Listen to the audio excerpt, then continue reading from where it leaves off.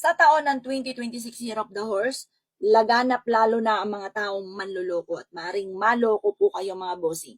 Or kaya po yung mga taong naiinggit dahil parang higit ka sa kanila or kaya meron kang kakaiba na taglay na madalas ka nakakainggitan or mabilis ka nakakainggitan. Kaya kailangan meron ka mga bossing ko na pinulahan ng mga suot na Lucky Charms bracelet mga bossing. Ngayon pa mga bossing at saktong-sakto sa taon ng Year of the Horse, fire po yan mga bossing. Kaya dapat meron ka mga suot-suot na kulay pula. Maswerte ang pula, lalo na sa taon ng 2026. Ito pa mga bossing ko, yung pula ay nagtataboy ng malas at tumatak ng swerte. Ang sinukuan naman mga bossing ko ay proteksyon sa mga kalaban, sa mga taong naiinggit po sa inyo. Manalangin sila ng masama sa inyo, hindi tatalab sa inyo. Kaya minsan mga bossing ko, ang swerte hindi nagtutuloy-tuloy kasi may taong mga nananalangin ng masama, tumatalab lalo na wala kang proteksyon. Kaya kailangan meron kayong ganito mga bossing.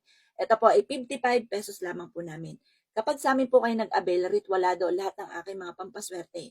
May pahid na langis at may kalakot na panalangin na maging matagumpay po kayo sa buhay. Avail niyo na po ito mga boss.